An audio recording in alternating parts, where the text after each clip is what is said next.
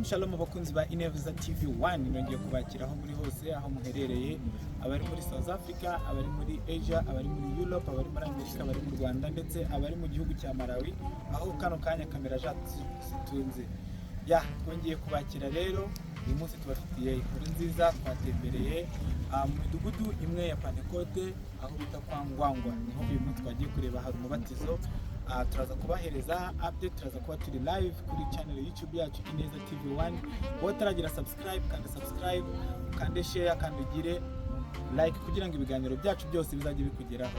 Uyu munsi rero ndishimye kuba muri kumwe nanjye Gift Thomas ndaza kubagezaho ibiganiro byose n'ikintu cyose kiza kubera hano. Ciao Imana ibahe umugisha.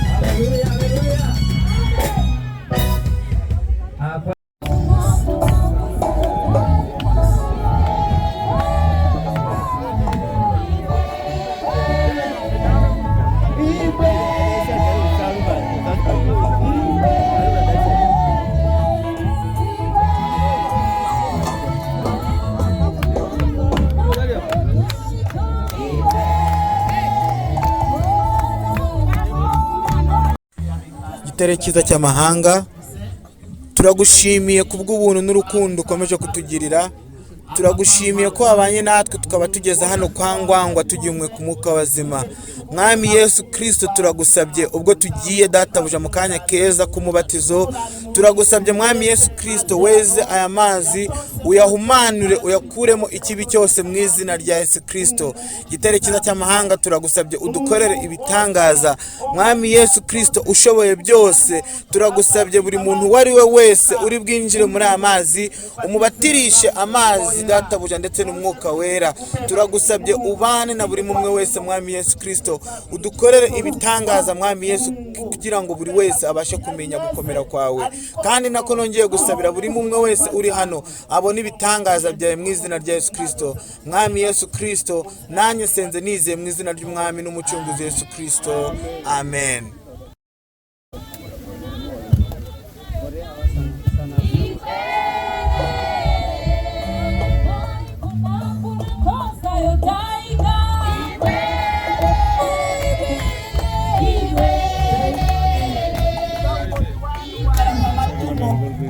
Kurupirira Yesu Kristo akarembo wanu ine nikubatiza munsi na rada Ry'Imana ndi muzimu woyera, amen.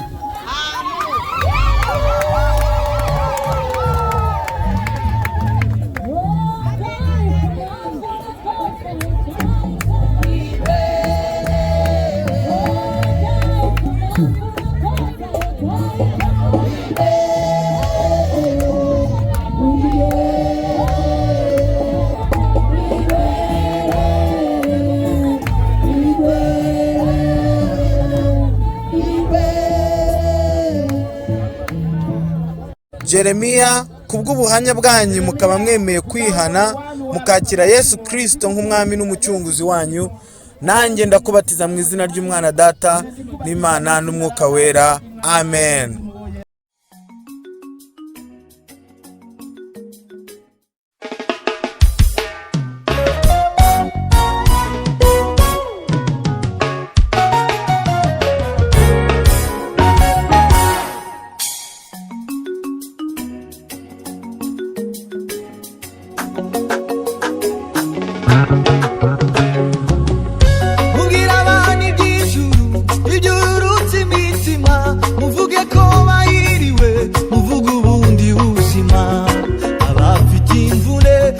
Sindagize duhungire kwibendera ibasha kuturengera, hari ubuzima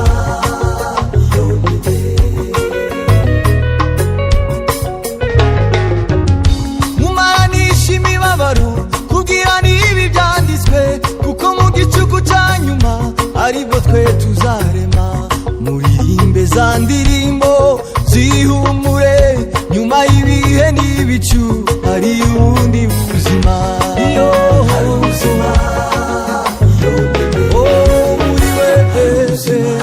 muri we hari ubuzima, muri Yesu hari ubuzima,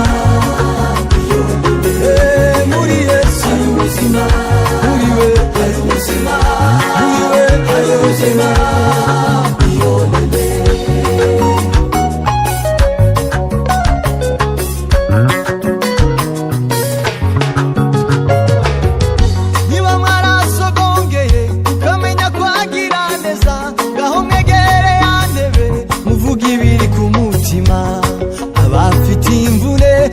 Sindagize duhungire kwibendera ibasha kuturengera,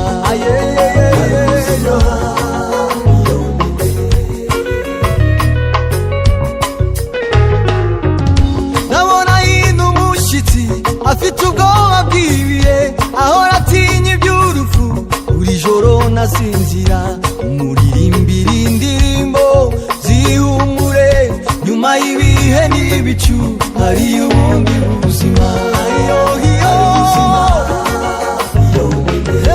Muri we hari ubuzima, muri Yesu hari ubuzima, muri we hari ubuzima, muri we hari ubuzima, muri we hari ubuzima, muri we. Uracyumva aya majwi menshi akubwira bya binyuma, uracyumva igisubizo cy'ibihe urarota ibihe byo kwibukirwa abafite imvune mubasindagize mubibutse ijambo iryo yasezeranye mubabwire yuko hari ibyiringiro muri Yesu wacu mubabwire kandi maze basogongere kuko iyo kwa data hari amazu menshi kandi urukundo rwe rubahamagara muri Yesu wacu erega kuba kera iyo yatubonye iyo yaduheze kugeza uyu munsi ni nayiza twambutsa kugeza kurya muri Yesu wacu we n'umugwaneza ibendera ryacu kandi amagambo ye aryohera cyane muri Yesu wacu muri we iyo lele